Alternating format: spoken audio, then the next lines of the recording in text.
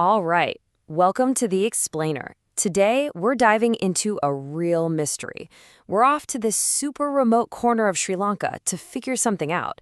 How in the world did an island made of ancient coral, become home to herds of wild horses? It sounds impossible, right? Well, this is the incredible story of Delft National Park. So let's just put the question right out there. How did this happen? How did wild horses end up on this tiny, remote Sri Lankan island? I mean, seriously, it feels like something from a fantasy novel. You've got this isolated little spot, and it's just teeming with wild ponies. Where did they come from? And the coolest part? The answer isn't locked away in some old book. No, it's actually written right into the land itself, into the very landscape of Delft Island. You see, to really get the story of the ponies, you've got to understand the island first. It's this amazing place where centuries of human history are just woven into a super rugged, wild environment. Okay, so before we totally unpack the whole pony mystery, we need to set the scene. We have to understand the stage where this whole drama plays out. And that stage, the island's geology, well, it's the foundation for everything. It creates a landscape that's unlike anywhere else in Sri Lanka. So where are we exactly? We're way up in the Jaffna district in Sri Lanka's northern province. Delft is the biggest island sitting there in the Palk Strait, that stretch of water between Sri Lanka and India. And let me tell you, it is a world away from the lush, green, tropical jungles you probably picture when you think of Sri Lanka. The park itself, it's about 18 square kilometers. Now, I know what you're thinking. That doesn't sound massive. But trust me, packed into that small space is this incredible density of totally unique habitats and a ton of historical secrets. And here's what makes the island's foundation so weird and beautiful. Most of Sri Lanka is volcanic rock, right? Well, not Delft. It's actually built from coral and limestone. So just picture this. You've got these wide-open, flat grasslands, and then boom, you hit these salty marshes and then pockets of dry forest. It's this rugged, almost starkly beautiful canvas for the story we're about to piece together. Okay, so we've got the landscape down. Now let's start layering on the history, because this is where it gets really interesting. The island's location made it feel isolated, sure, but it also made it a huge strategic prize for one seafaring empire after another. And this is where we start finding the clues about our ponies. This really shows you that Delft was never really cut off from the world. It was a true crossroads of cultures and empires. You had ancient Tamil kingdoms, then a whole series of European colonizers, the Portuguese, the Dutch, the British. But look closely. See that bit about Dutch rule? That's it. That's when the main characters of our story finally trot onto the scene. And there it is, mystery solved. The ponies aren't native to the island at all. They are a living, breathing legacy of the Dutch colonial era.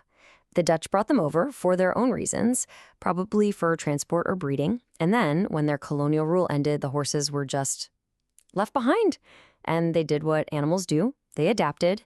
They became the wild, iconic symbol of Delft that we see today. You know, the history here isn't something you just read about. It is literally built into the ground you walk on. You can actually wander through an old Dutch fort that's made out of coral. You can see a pigeon tower that was used for sending messages back in the day. And you can find ruins that go back even further, to the island's early Tamil heritage. The whole place just feels like one giant open-air museum. All right, so we've cracked the case of the ponies.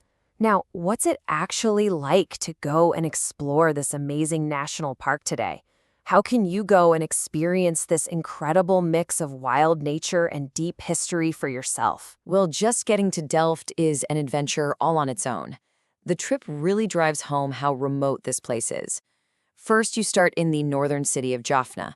From there, you've got to drive to a jetty, and then you hop on a ferry for about an hour to cross the Palk Strait. And as you watch the mainland just fade away behind you, you absolutely feel like you're entering a different world. And once you're there, you can dive into every single layer of the story firsthand. I mean, one minute you could be watching those very descendants of the Dutch ponies grazing peacefully, and the next, you're exploring colonial ruins or walking next to these bizarre, beautiful walls made of coral. And it's also an incredible chance to connect with the local Tamil fishing communities, who have their own rich living history right there on the island. Okay, a quick but super important pro tip here. If you want the best possible experience, you're going to want to aim for the dry season, which runs from about May to September.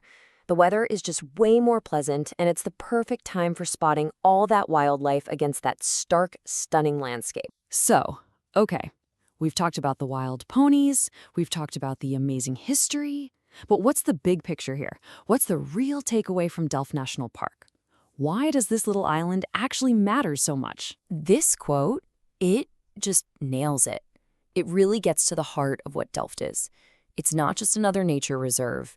It's not just a historical site, and it's not just a cultural landmark.